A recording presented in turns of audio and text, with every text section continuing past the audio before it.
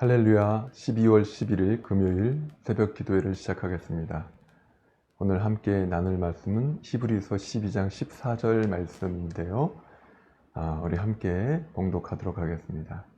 모든 사람과 더불어 화평함과 거룩함을 따르라.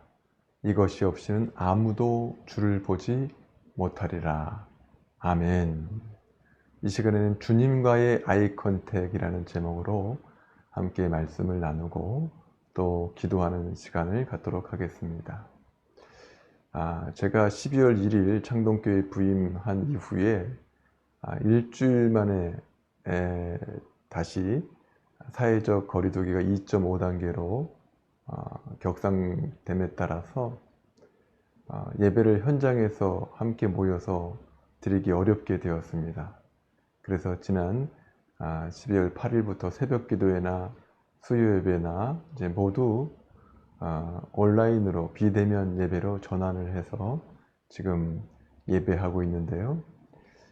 그러다 보니까 갑자기 준비가 좀 부족해서 어느 정도 예견은 했지만 실제로 청중이 없이 같이 모이지 않고 컴퓨터 화면 앞에서 또 카메라 앞에서 말씀을 같이 나누려다 보니까 굉장히 어색하고 또 힘든 부분이 없지 않아 있습니다. 특별히 여러분들이 피드백을 주셨는데 어디를 보고 있느냐는 거예요. 아이 컨택이 제대로 안 되고 있다라는 거죠. 때로는 원고를 보기도 하고 다른 곳이 여러분들과 눈을 마주칠 수 있는 아이 컨택이 될 수 있는 곳인 줄 알고 그곳을 계속 보려고 했는데 그것이 아니었던 적도 있습니다.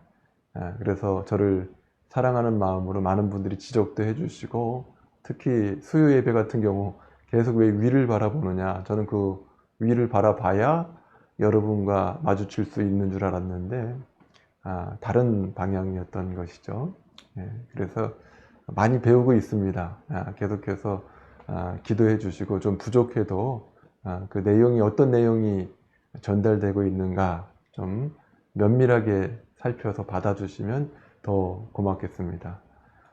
사실 아이 컨택이 잘 안 되다 보니까 아무리 내용이 좋아도 전달이 되기가 쉽지 않더라고요. 설득력이 좀 떨어지는 것을 느낄 수가 있었습니다. 그러면서 생각을 한 것이 우리 주님과는 어떻게 아이 컨택을 해야 할까? 주님과 아이 컨택을 잘 하고 있나? 이런 질문이 들기 시작했습니다. 우리가 육안을 가지고서 하나님을 볼 수는 없겠죠. 그러면 어떻게 하면 하나님이신 주님과 눈을 마주칠 수 있을까요? 아이 컨택을 할 수 있을까요? 오늘 히브리서 12장 14절 말씀이 어느 정도는 답을 주고 있습니다. 모든 사람과 더불어 화평함과 거룩함을 따르라. 이것이 없이는 아무도 주를 보지 못하리라. 무엇을 따라야 됩니까? 화평함과 거룩함을 따르라고 말씀하고 있죠. 그러니까 주님을 보기 위해서는 주님이 원하시는 주님의 방향에서 설 수 있는 것들을 취할 수 있어야 하는데 그것이 화평함과 거룩함이라고 말씀하고 있습니다. 제가 중학교 시절에 한 그 교회 학교에서 여 선생님으로부터 이런 얘기를 들었어요. 아직도 잊혀지지 않는데 여학생 잡지에서 그 당시에 여학생들이 선호하는 호감을 갖는 남학생 중에서 가장 인기 있는 남학생은 진지할 때 진지하고 웃을 때 웃을 줄 아는 남학생이다. 이런 정보를 우리에게 알려주셨던 선생님 그 말씀이 기억이 납니다. 진지할 때 진지하고 웃을 때 웃을 줄 아는 사람. 진지함과 웃음이 같이 균형을 이루어서 나타나야 한다는 것이죠. 이것이 사실 쉽지 않은 것입니다. 한쪽으로 치우친 것은 쉬운데 진지하면서도 웃음을 균형감 있게 유지해야 한다는 것이죠. 어느 한편의 추정에서 아주 재미있고 웃음이 넘치는 사람인 것 같은데 가만히 살펴보니까 알맹이가 하나도 없는 경우가 있고요. 어떤 사람은 너무 진지해서 다가가기가 어려운 그런 사람이 또한 있습니다. 한쪽으로 쏠리면 부담을 느끼지만 조화를 이루고 균형이 있을 때에는 사람들이 많이 좋아하게 된다는 것이죠. 신앙에 있어서도 균형이 참 중요합니다. 여러 가지 경우에 있어서 균형을 생각해 볼 수 있는데요. 특별히 오늘 말씀처럼 거룩함과 화평함, 화평함과 거룩함의 균형이 참 중요합니다. 오늘 본문에 주님께서 아이 컨택을 하기 위해서는 모든 사람과 더불어서 화평함과 거룩함을 따르라고 말씀을 하고 있는 것이죠. 그런데 우리는 대부분 이 화평함이나 거룩함에 대해서 한쪽에 치우쳐서 반응하기가 쉽습니다. 화평하려고 하기 때문에 많은 사람들을 만나는 것이죠. 이 사람도 만나고 저 사람도 만나고, 때로는 그 사람들 가운데에서는 욕을 잘하는 사람이 있어요. 비난을 잘하는 사람이 있어요. 그 사람들과 화평하기 위해서는 어떻게 해요? 욕도 하고 비난도 하는 겁니다. 술을 잘 마시는 사람들이 있습니다. 도박을 하는 사람이 있습니다. 그 사람들과 친해지고 화평하려다 보니까 같이 도박을 하고 같이 술을 마시기도 하고, 그러다 보니까 뭐가 훼손이 됩니까? 거룩함이 훼손이 되는 거죠. 화평을 취할 수 있을지 몰라도 거룩함을 놓치게 된다는 사실입니다. 그런가 하면 어떤 분들은 거룩에만 젖어 있는 분들이 있어요. 말씀과 기도로 거룩해진다고 그랬죠. 그러니까 항상 말씀과 기도 안에 있습니다. 말씀과 기도 안에 머무는 것은 참 좋은데, 말씀을 제대로 읽지 않는 사람들, 그 사람들과 상종하려고 하지 않습니다.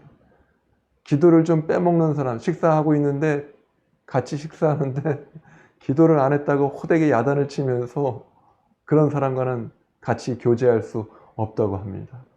내가 거룩해지려고 노력하는 건 참 좋은데요.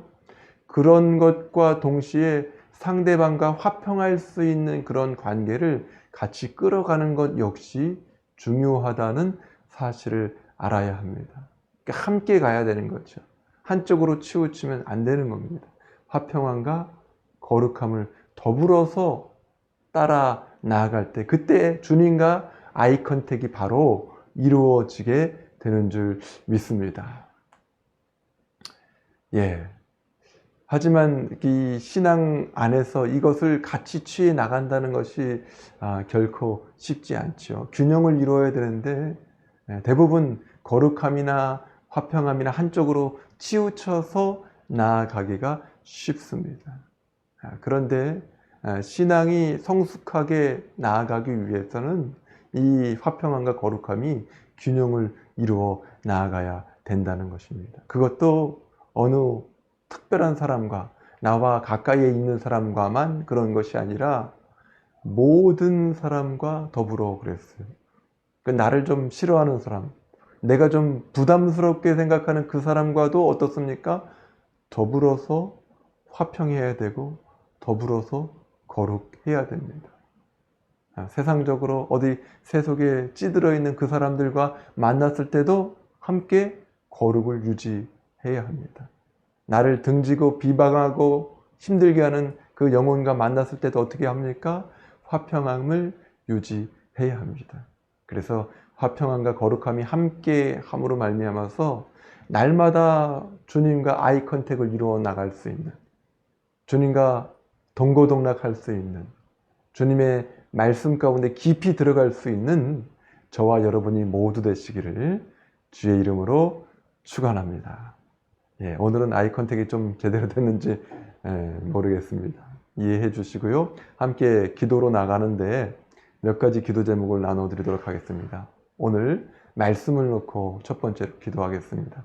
모든 사람과 더불어 화평함과 거룩함을 따르는 하나님의 자녀가 되게 하여 주옵소서. 두 번째로는 온라인 새벽 기도회를 우리가 계속하고 있는데요.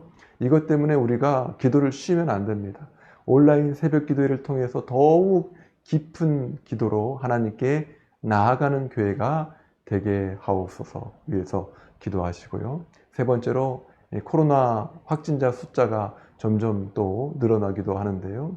이것 때문에 우리가 부담을 갖고 두려움 가운데 머무는 것이 아니라 이것을 뛰어넘을 수 있는 믿음을 가지고 코로나 일상을 뛰어넘어 우리나라가 정치적으로 안정될 수 있도록 또 경제적으로 안정되고 다시 회복될 수 있도록 함께 기도해 주시기를 부탁드립니다.